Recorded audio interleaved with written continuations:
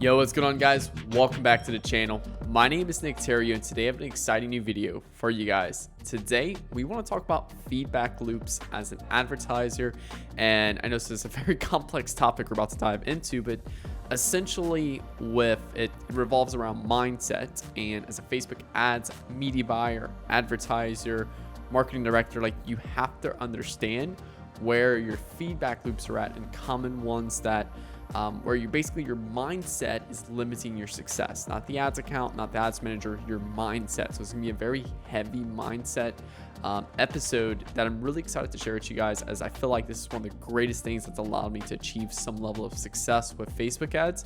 And it's something I want to share with you guys, as I see a lot of people we consult with struggle with this as well. So I wanted to do a video on it. So with that being said, make sure you hit that like button and hit that subscribe button for new videos every Monday, Wednesday, and Friday. Let's dive into it. Okay, so feedback loops. Just the idea of what a feedback loop is, and it's if this happens, then I do this. An action, effect, go back to action, effect, action, effect, action, effect. It keeps circling around. So an example of this as a media buyer would be, oh, an ad's performing bad or overall performance is bad, then the action I'm gonna take is to restructure the ad account, do a whole new structure, and then basically just wait until see if results do good or bad. Results do bad again, then I restructure it again. I just go down this ever looping like cycle essentially. And it's critical to understand like where your feedback loops are at, and every person will be different. Like, I've realized that a lot of people are different. Like, one particular person, when this happens, they'll do this, but I've picked out about 3 of them to cover in this video. So just hang in there, because it's me, again, a complex video, and I'm gonna do the best I can explain it. So advertising is 80% mindset, just as I believe success is 80% mindset. And same thing, I believe scaling is 80% mindset. You need a rock solid mindset to be able to spend 6 or 5, 6, 7, 8, 9 figures in ad spend profitably. And it's very important you have this, and is something that I've luckily realized early in my career, that the importance of it. Yes, 20% of it is still work you're gonna need to do. Like, if I just tell you everything's mindset and you don't lift your finger ever, like, you're not gonna get any results. Like, that's critical. So a lot of it is mindset, because mindset's the toughest thing you're gonna go through. Like, figuring out what creative works, that's easy. Figuring out how to structure your ad account, that's easy. Getting results with Facebook ads, that's easy. The mindset side, though, is very difficult, and it goes really deep down to stuff that's rooted inside of your mind that is beyond Facebook ads.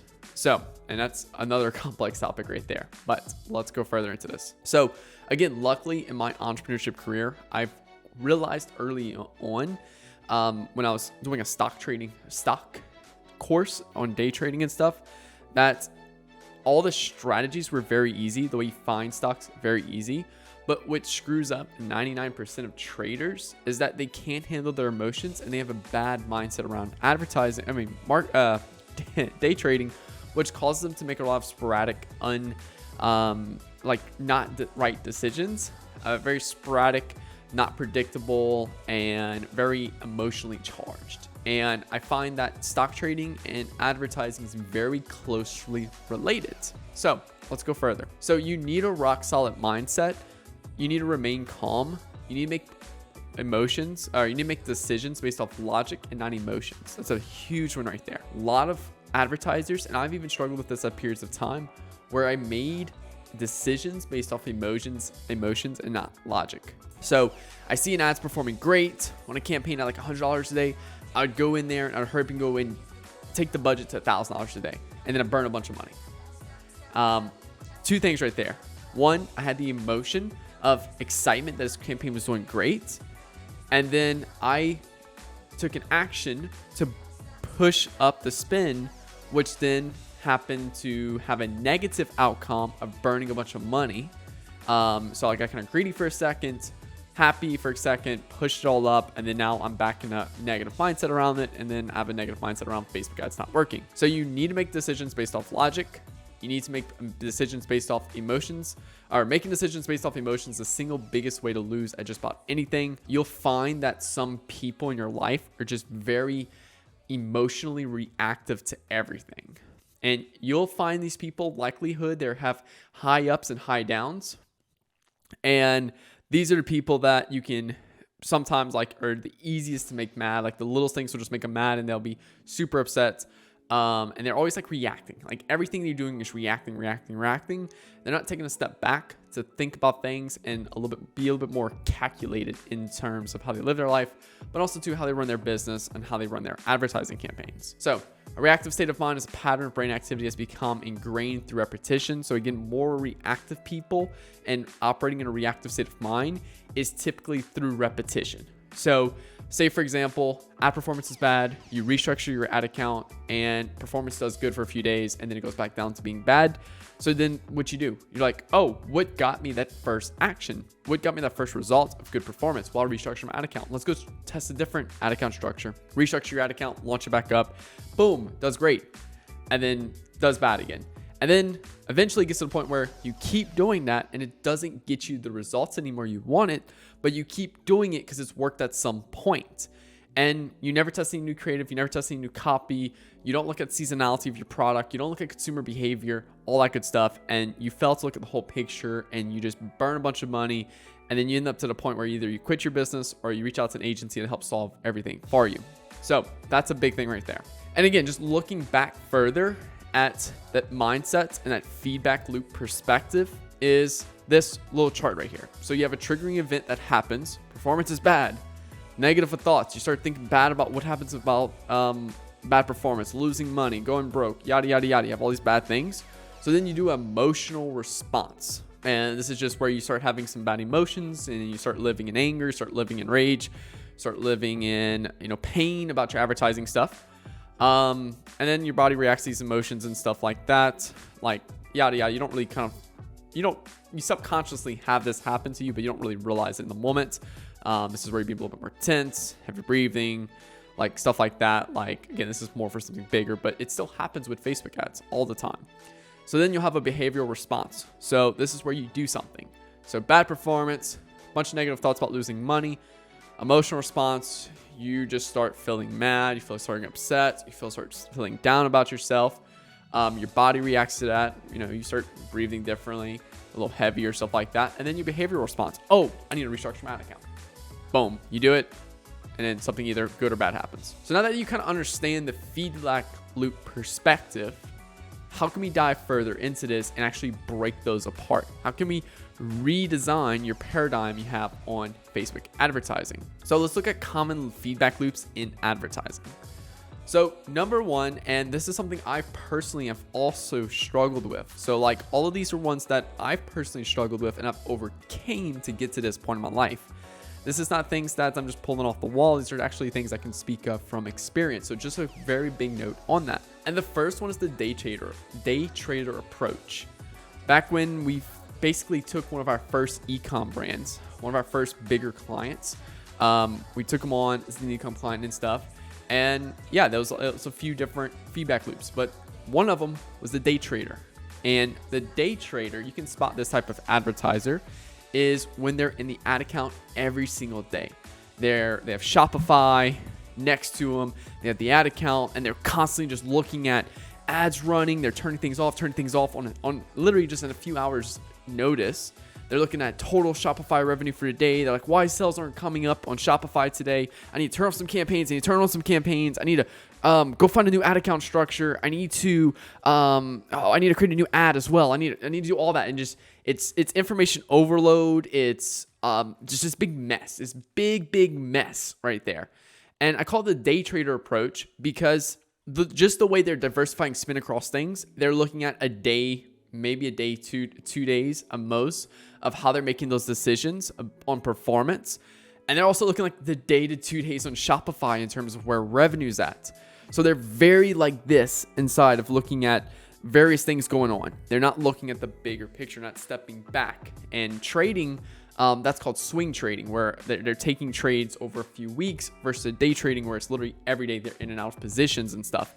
And they're taking that approach with Facebook ads, which is very bad because just of how the algorithm works and just how things work with paid advertising. So let's dive further into this. So they'll tell you the data trader approach and stuff. And where does this stem from?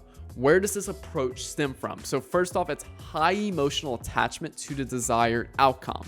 So they're taking this approach because likelihood they are either working a very painful job and they're starting this e-com business to get out of it.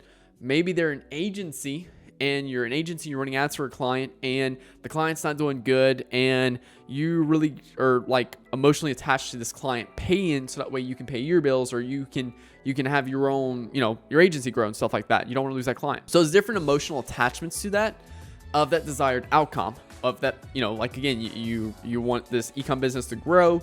So you want to make sure these ads work. You're an agency working with this client. You want to make sure they stay on because again, it helps your business and stuff like that, and make money from it. So you have a high emotional attachment to that desired outcome of things going well for you. So you feel like you have to take all these actions to get them those results, or to get your e-com business results. And that's why you're looking at what's getting you those results. And that's the ads manager. You see 1 purchase, 2 purchases, 3 purchases, ROAS. So you're looking directly at lag indicators. That's a whole nother topic right there. But lag indicators, basically, in short, or let's say, for example, if you're dieting, you want to lose 20 pounds, you're not looking at, hey, I'm losing 20 pounds or I want to lose 200 pounds today. You're looking at, okay, what do I need to do to get there to lose those 20 pounds? And you're going to look at the lead indicators of every day hitting your calories, eating the meals and eating the training, and you're focusing more on the training, the calories and stuff, versus that lag indicator of losing those 20 pounds. But over time, you still lose those 20 pounds because you're focused on what drives results. So circling back to this, also another high emotional attachment is to the risk of money on the line. So again, even from an agency perspective, the money thing, and then from the client's perspective of the money they're burning every day on bad performance and stuff like that, or maybe just having to be in that ads manager every day to make sure you manage that money. And then this stems from the lack of understanding of how the algorithm works and the best practices for an ad account. So I have a few videos on my channel now that literally show you step by step of what you need to do to get results with Facebook ads. So you can go train up on my channel with those videos right there. Recently released one called like Best Ad Account Strategy or Best Ad Account Management Strategy, something like that, and actually show you exactly what you need to do to manage an ad account and how things work. Hitting those 50 conversions a week for your main campaigns, creative testing and how to create more creative, and the importance of creative testing. So you need to look at that. And then also to just the best practices for an ad account. So let things run for a certain amount of spend before you turn it off.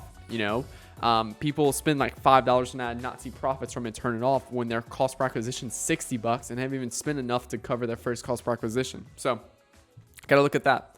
So there's a lot of stuff that goes on, and this can sometimes take a week or 2 weeks before you test a full batch of creative. And a lot of it is just taking a step back, like letting the algorithm do the work. And the day trader approach is very, very harmful to an account, because what's going to happen is that constant need to take action. You're taking action on the wrong stuff. You're taking action on things that, again, lag indicators, where the lead indicator of performance for an account is creating new creative, compelling creative that actually works really well, creating new copy, creating new headlines, looking at ways to improve your product, etc. So like those things right there, your lead indicators. And when you're taking a day trader approach on focusing on the lag indicators, you're not looking at what gets you those results. And it's very, very, very harmful. And it's a very common loop I see all advertisers in. Now, bad performance is another common loop. People do not understand how to react to bad performance in the account. Typically it's the, hey, I need to go test a new ad account structure.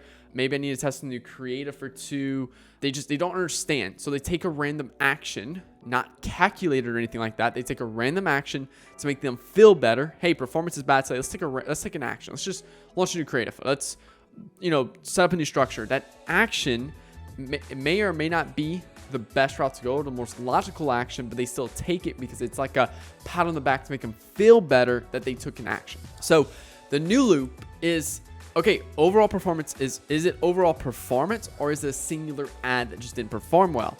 And then also too, what window frame am I looking at? Am I looking like this at a day frame, or am I looking at this for a week, or I'm looking like this for a 30 days? If performance for the last 30 days overall has been down, then obviously there's something here we're doing that's just not working. Have we done a creative refresh lately? No? Okay, great. We've identified our problem.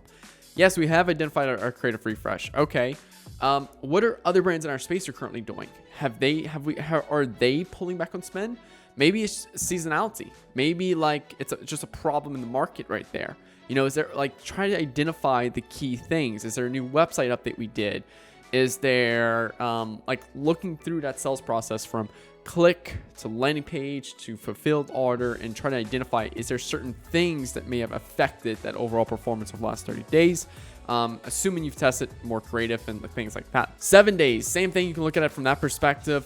But then also too, looking at like a 7-day window, if everything is down in the last 7 days, again, let's look at overall performance. Let's look at overall macro seasonality, macro economics and stuff. For example, right now, today, it is 8 days from Black Friday. No, 7 days from Black Friday today. And overall performance is very bad this week. Why? People are saving their money for Black Friday. You can test all the creative you want, everything like that. You're not going to see performance due to everyone pull their money back. So it's just not a great time to test new creative and test new products and stuff like that. So when you run into that issue right there, you have to understand there's something bigger at play, and there's nothing in your control you can fix that. So that's something to look at. How many new ads have I tested in the last 7 days? Do I have new ads ready to launch that I can begin testing? So, hey, I haven't tested any new ads in the last 7 days. Okay, cool.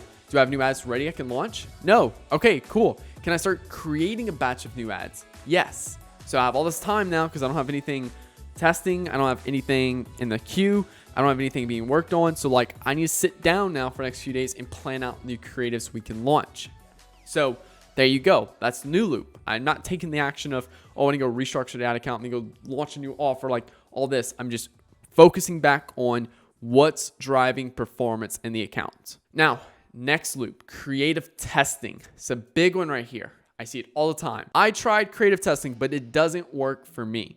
This is the biggest thing that I just want to hit on in this video, and one of the biggest things, this one and just the day trader approach, because this happens all the time, and I see it all the time. So typically people will see this problem and they've only tested 1 or 2 new creatives. So it's like, oh, you need to do creative testing. Okay, so like the current picture that's working is like a picture of a girl on working out. And then they'll like, okay, let me go try new creatives. So they take that picture of that girl working out, and then maybe she's doing like a bench press, and then they'll go launch 2 new creatives of her doing like a squat and a bicep curl. And they're like, cool, it didn't work. I'm like, yeah, look what you tested. You barely tested any variation and stuff. So I highly recommend in your creative testing more variation.